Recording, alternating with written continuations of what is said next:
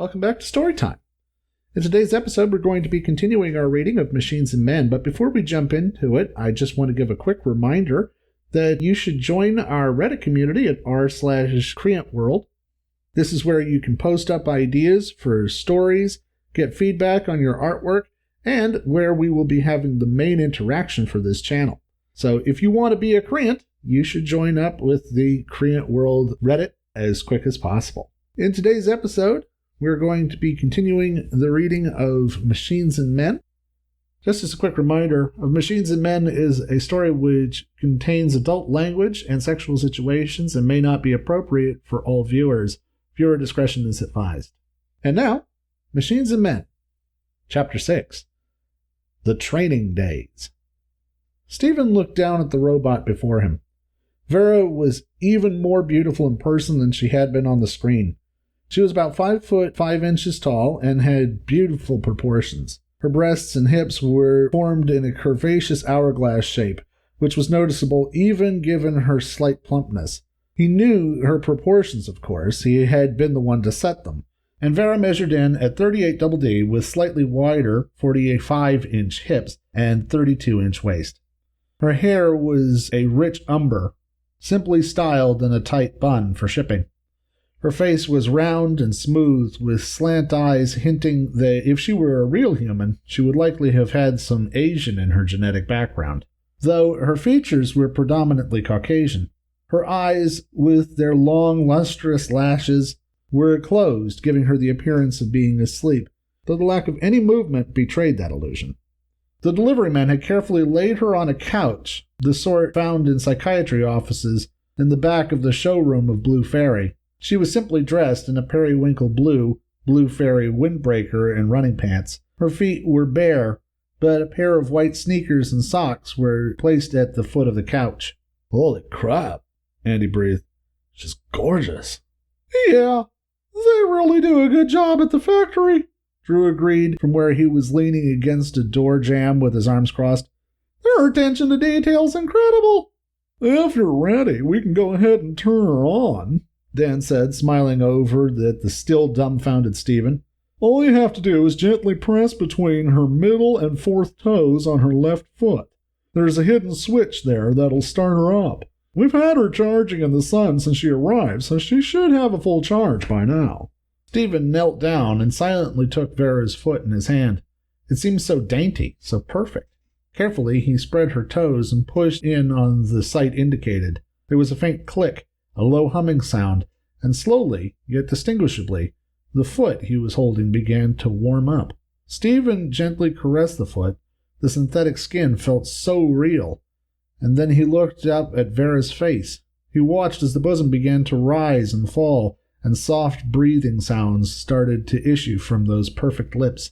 The eyelashes fluttered, and then opened slowly, revealing ice-blue eyes that were flecked with purple. Stephen moved up alongside Vera's head on his knees and looked into those eyes, and everything else seemed to fall away from him. She was so lovely it made his heart ache. He wanted to hug her, to hold her in his arms and never let go. Gently, he pulled Vera into a sitting position and enfolded her in an embrace. There was a faint but pleasing odor of soap and shampoo. He let out an audible sigh as he breathed it in. Vera's eyes, though open, were unfocused, and she didn't react to the hug at first. As the others watched, her eyes blinked once, twice, and then started blinking normally. Her gaze focused and slid into where Stephen knelt, and she began to smile. The smile was warm and full of love. Slowly, she raised her limp arms and hugged Stephen back. The eyes closed, and she sighed in her turn. "Are you Stephen Waters?" she asked, in a hushed voice, her eyes still contentedly closed. "Yes," he said, sitting back a bit to look her in the eyes again. "It's so good to finally meet you, Vera.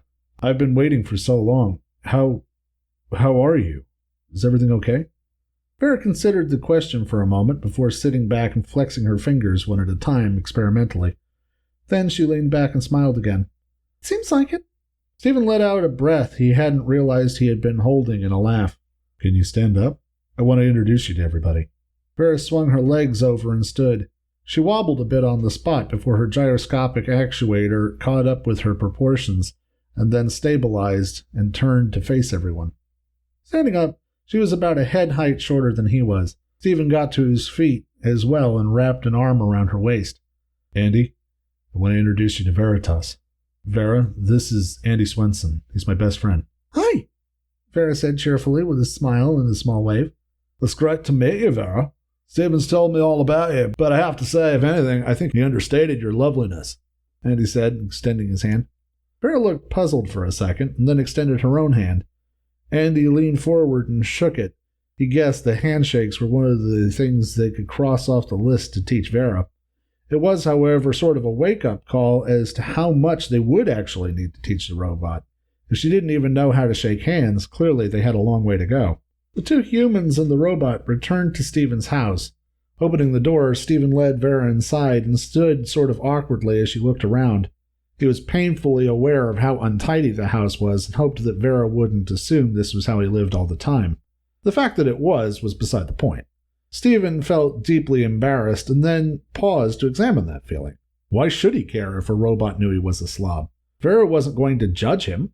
It was sort of a novel thought. No longer would he have to feel embarrassed about being a guy. He could eat mac and cheese sandwiches if he wanted to, and Vera would never object. The thought gave him a sense of freedom that he had never felt in a relationship before. But as he looked at her, he knew he was going to clean up the house on his own. She deserved better than this. It quickly became apparent that Vera was a very quick study when it came to human behavior and speech. As night crept on and Andy and Stephen talked to Vera, she adopted their mannerisms and way of speaking right away. By the time the sun had completely set, it was like they were talking to a girl they had known their whole lives, and it put them both at ease. She didn't seem like a stranger. She seemed like a friend, someone that both men felt they could trust and be themselves around. Do you want to play some Call of Duty?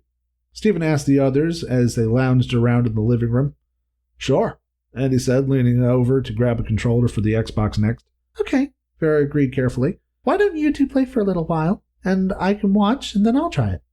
Both men looked at each other in some surprise. Quite aside from the rarity of a woman in their lives that was not only interested in playing shooter games, but actually excited to do so, could Vera really learn to play after such a short time? Stephen shrugged and started up the game. He leaned back to the couch, and Vera cuddled up next to him, her head on his chest.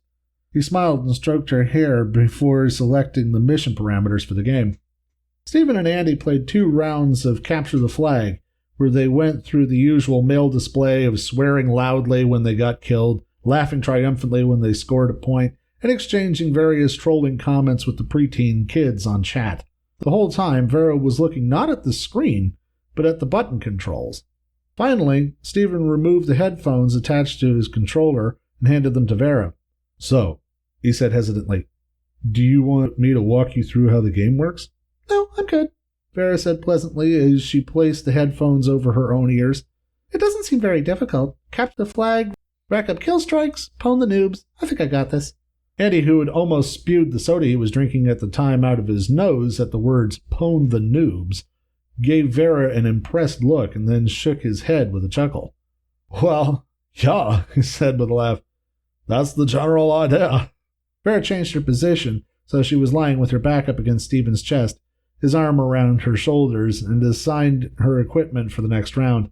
Both men exchanged surprised looks again, because she flawlessly maneuvered the menus of the games and set up her custom class without even a moment's pause or hesitation. It was like she had been playing for years. The largest shock came when the game started. Vera quickly demonstrated that she had mastered more than just the menus. She was racking up kill streak points more quickly than anyone Stephen had ever seen, including some professional gamers.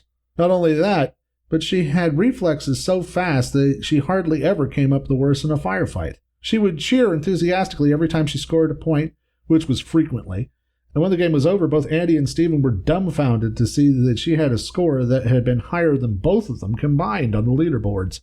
Well, Vera said, stretching and handing the controller back to Stephen before snuggling up with him again. That was fun. Your turn. Beginner's luck, Stephen said with a grin.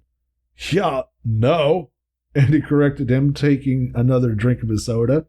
I think we just witnessed the power of a positronic brain at work. Did you seriously get all that from watching us play just now, Vera? Mm-hmm, Vera affirmed with a smile. It seemed like I was a bit faster and more accurate than you guys, though. I guess because I can process information faster than you can. The gaming carried on until 2 a.m., with the 3 players trading off the 2 controllers. Vera was consistently at the top of the leaderboards on every round, but she always joined the same team as Andy or Steven, regardless of which team they were on. She staunchly refused to play a match where she would be up against either of the 2 men, saying it would be no fun to beat them. She would rather not play at all than beat them to the dust, which Steven had no doubt she could probably do. And looking back on it, he thought that this was probably her first law protocols kicking in. She didn't want to cause the men harm by beating them at their own game. When at last Andy stretched and said he'd better be getting home, Steven saw him to the door and pulled him into a bro hug. "Thanks a lot for coming with me today, man. I really appreciate it," Steven said, slapping Andy on the shoulder. "It's all good. I had fun," Andy said as he opened the front door. Then sliding his gaze to where Vera was still playing in the living room, he leant forward and whispered, "You got yourself a winner here, man. Vera is 7 flavors of awesome. I'm sort of jealous. Just don't let her wear you out tonight. If she fucks as good as she plays Call of Duty, she's going to run you ragged." When Andy had left, Steven padded back into the living room and professed that he was tired and was heading to bed.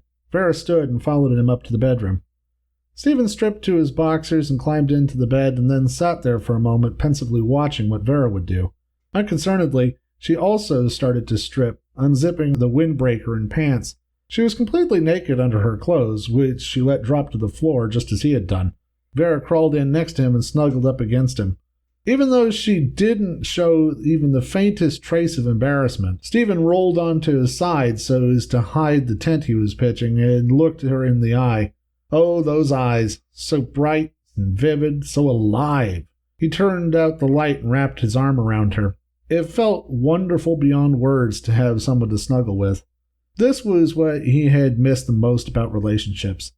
Oh, sure, sex was great, but it was the snuggles he had missed the most. Vera felt so soft and warm in his arms, her legs intertwined with his, the soft, regular sound of her breathing. Dan had been right. If she hadn't been able to breathe, it would have felt like cuddling up with a warm corpse rather than a woman, and he silently thanked the geniuses at Blue Fairy for thinking of those sorts of details. "Vera?" he asked, his voice low in the darkness. "I hope you had a good time today," Steven said, giving her a little squeeze. "I did," purred contentedly. "I really did. You're a lot of fun to game with, even if you're not as fast on the draw as me." She laughed a little bit and pressed herself up against him, nestling herself in his outstretched arms. He leant forward and kissed her on the forehead and stroked her beautiful hair. "We're going to have to get you some clothes tomorrow," he said to the darkness. But for now, he was just enjoying the feeling of a woman in his arms again. Thank you so much for watching. If you enjoyed today's chapter, please feel free to hit that like button. And for more chapters of Storytime, consider subscribing. We have new chapters every week. Just as a quick reminder, if you want to submit a story for us to read, you should check out our Reddit community at r/CreantWorld. Until next time, we'll see you later.